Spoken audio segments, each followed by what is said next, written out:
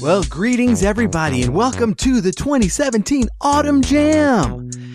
And you have no idea what this is because we haven't actually done one before. So yeah, kind of a quick explanation. We're planning to do this every quarter, and what this is just to focus a little bit more on the music from video games and kind of pick a theme and run with it. And just get some samplings from different types of video games from across the years, across the generations, across the consoles, and to just kind of enjoy the music a little bit. It's going to be a shorter episode than normal, with a lot more music than normal and a lot less talking from me. That, I don't know, that might seem really great to you. That might seem like a disappointment. We're going to find out. We're going to find out what you think. So, the first thing up is kind of, alright, so let me kind of explain what, actually, you know what? Let's do this. Let's listen to the song first. Because this is the song that, it really the one that kind of set the theme for this episode. And this is from Final Fantasy V. It's called Ahead on Our Way. And it is the Overland theme for the game. And it's actually one of my favorite of Uematsu's overworld themes. And Uematsu has some great ones. And, you know, you kind of consider how much time you're spending on the map screen in some of these old JRPGs and how much this music really needs to kind of get you moving, right? And this one definitely does. And so, without further ado, Final Fantasy V, Ahead on Our Way.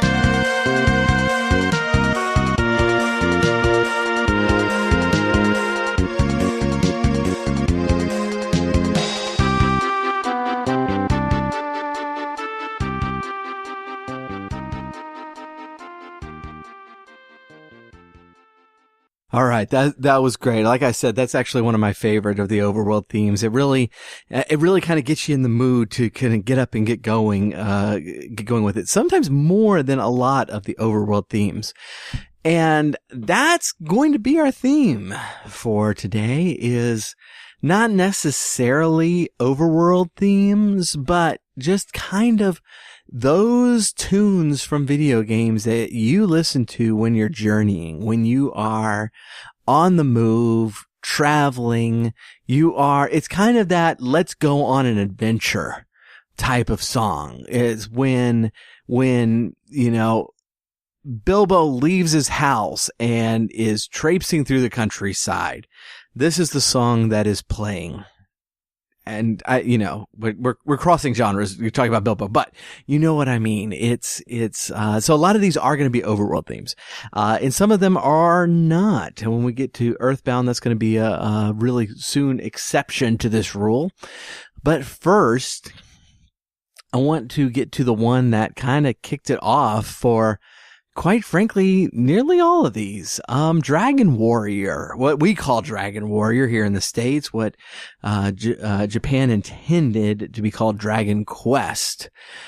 Dragon Quest is the game that really kind of invented the JRPG. And it's the game that, that most of us, I say most of us of my generation, this was the first game where we were hearing, a theme as we were walking through the countryside. This is my first JRPG. And this is the thing that got me hooked. And so this theme is, it's 8-bit, it's NES original, it's instantly recognizable from anybody who played the game.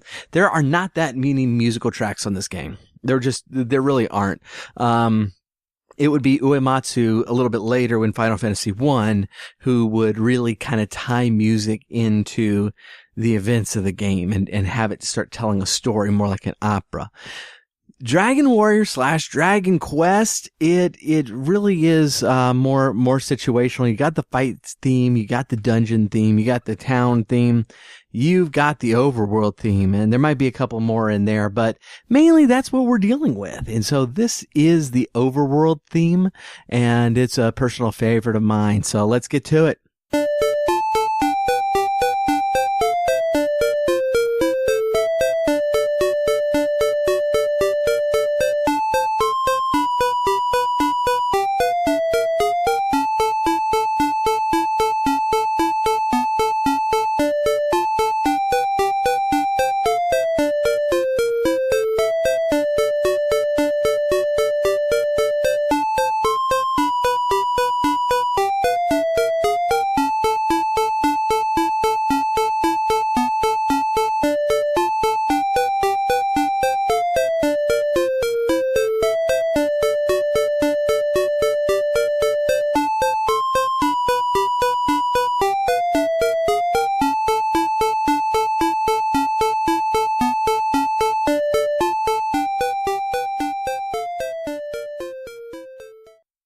All right. Well, next up is the first tune that we are going to hear from Yasunori Mitsuda. He's one of my all-time favorites, much like Uematsu, and we will be getting back to Uematsu today. But, Mitsuda, got his big break with Chrono Trigger. And if you are not familiar with this game, then you've been living under a rock. It is just a true SNES masterpiece. And it's still actually my personal favorite game of all time. And it's my personal favorite soundtrack of all time.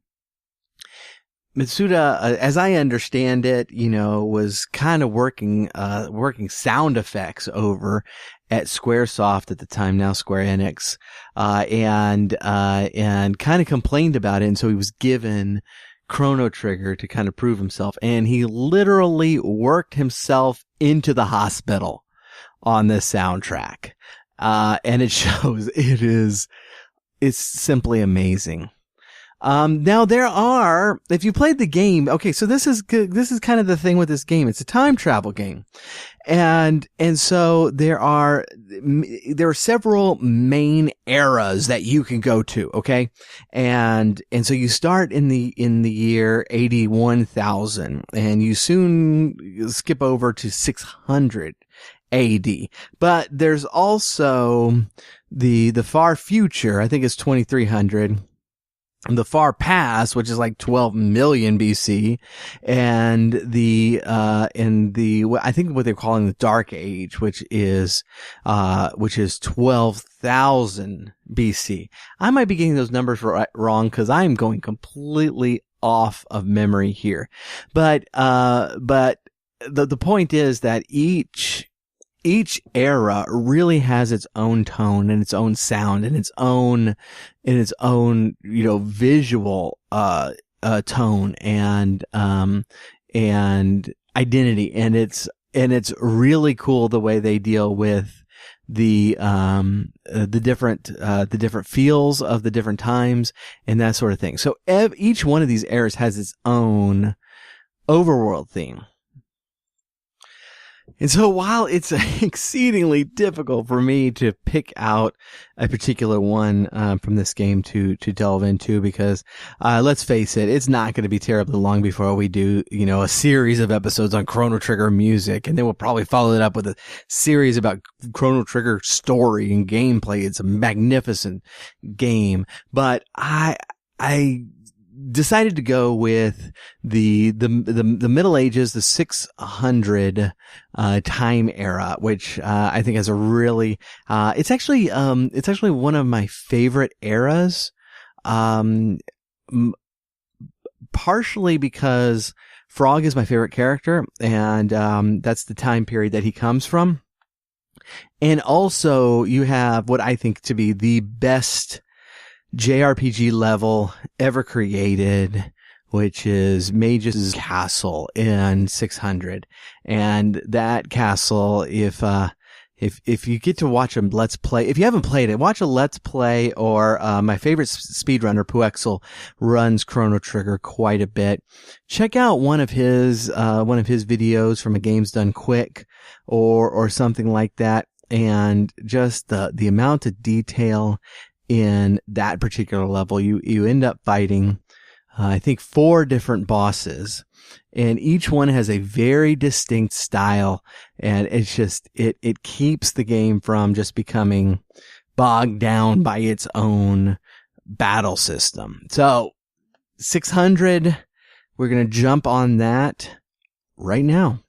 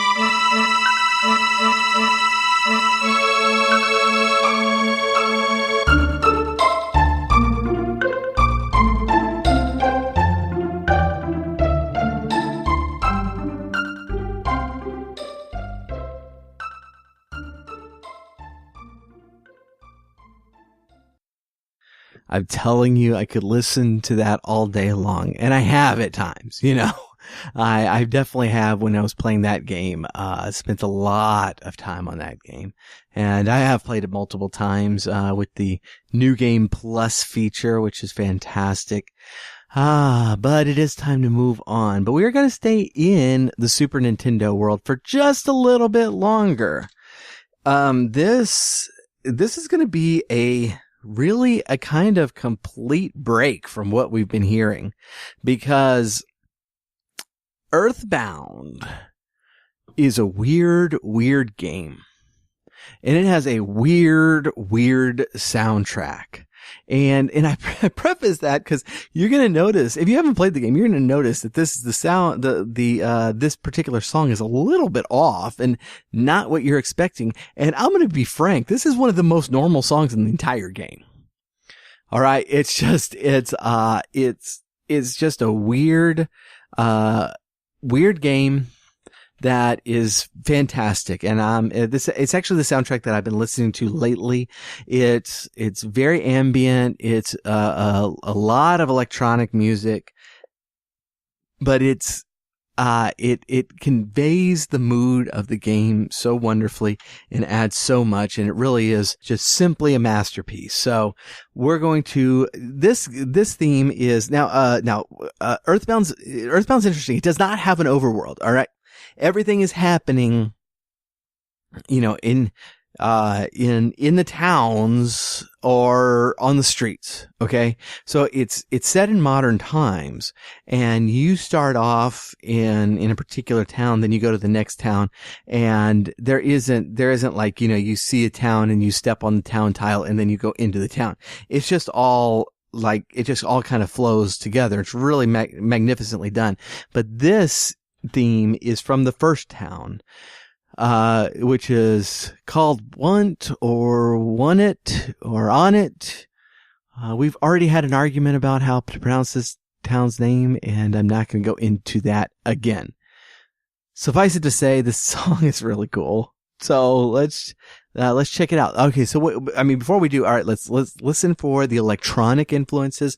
That's going to be prevalent throughout the game, where a lot of the other stuff we've been listening to has tried to keep more of a, medieval or traditional feel to it. This one is definitely not. And so you're going to hear that right away, and let's get to it.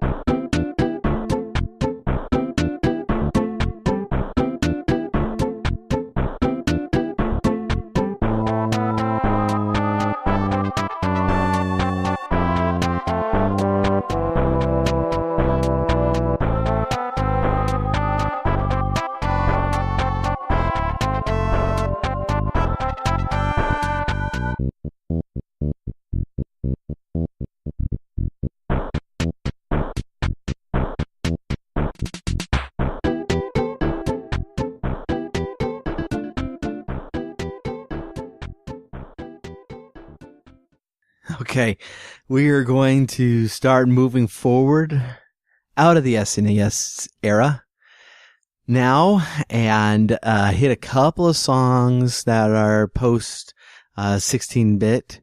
And the first one is going to be, it wouldn't be complete without a Zelda overworld theme, don't you think? And you know, Koji Kondo had some just incredibly memorable music.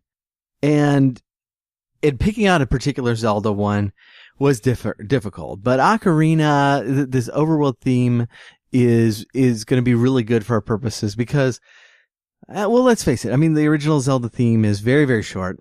The Link to the Past theme would have been really, really good, but Ocarina kind of expands it a little bit. It plays on that same sort of theme. You can hear echoes of the original Zelda theme in it, which is just really nice. And so we are going to kind of do what is called Hyrule Field. It's the overworld theme for Ocarina of Time.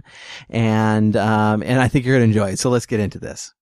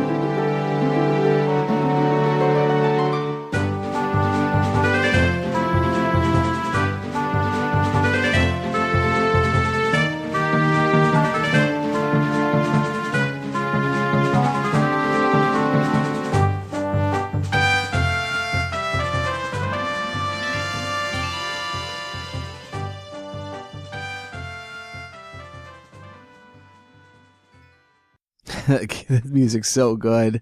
So good. And, then up next, and we are going to have one song after this next one, but for all practical purposes, you know, this is going to be the climax of our time together today. And that's another, Mitsuda piece.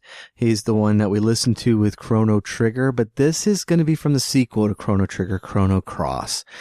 Chrono Cross is not nearly as well known as Chrono Trigger, for some good reasons and for some bad reasons. As a sequel, it was pretty horrible. As a sequel, it had very little to do with Chrono Trigger, and that the connection was not explored nearly well enough.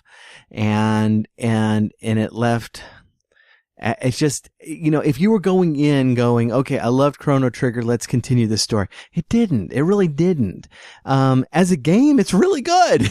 And so it kind of got overshadowed by the fact that it was just a sequel. And if they had just, you know, called it, you know, Parallel Universe X, I think it had been better received. But no, it is the sequel to Chrono Trigger that we got. And as a game, it's very much worth playing. It's a lot of fun. It's very interesting, but most of all, the soundtrack is amazing.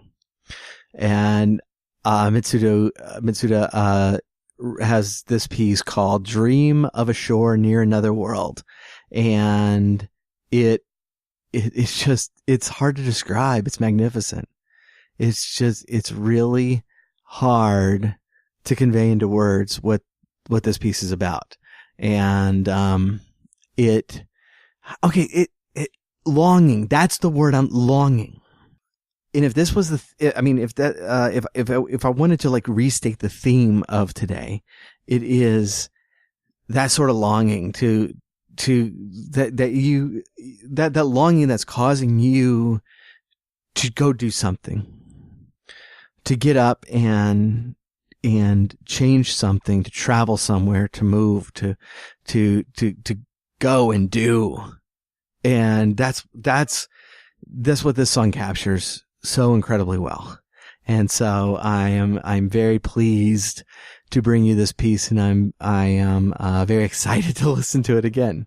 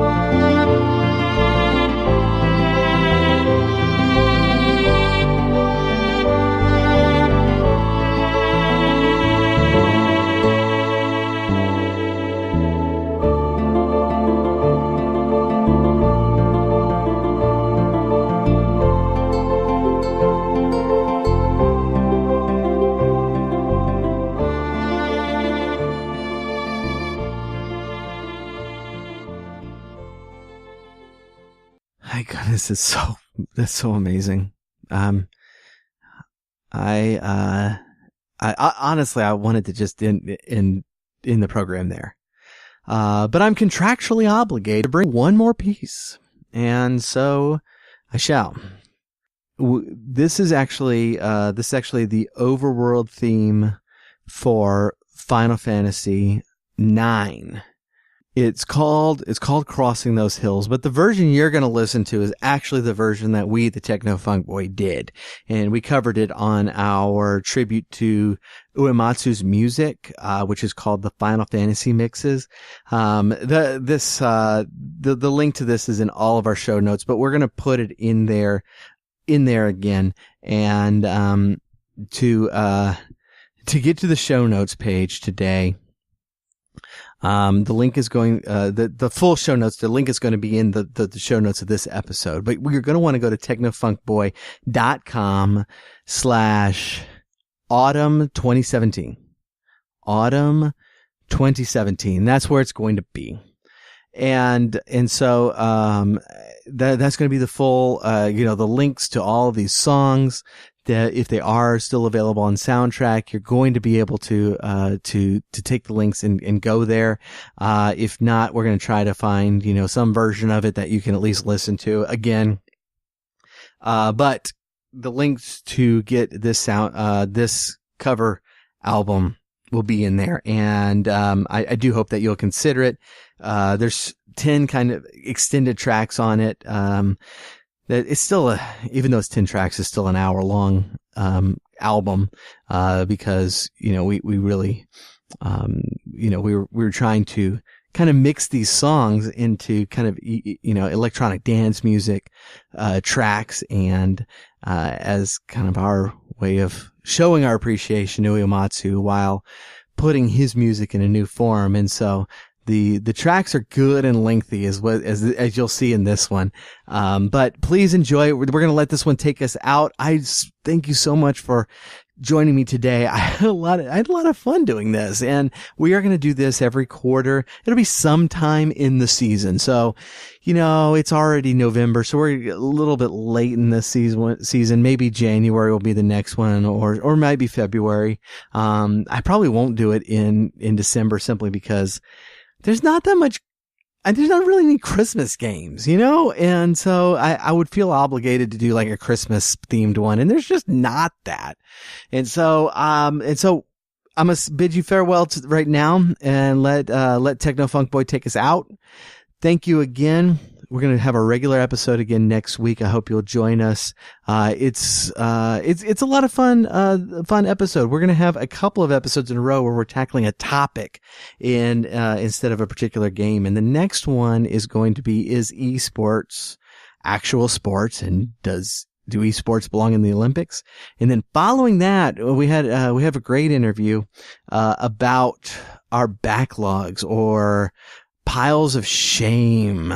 And it was just, we've already actually recorded the interview. It's really good. So, please join us for that. Thank you so much again for joining me, and we will catch you next week.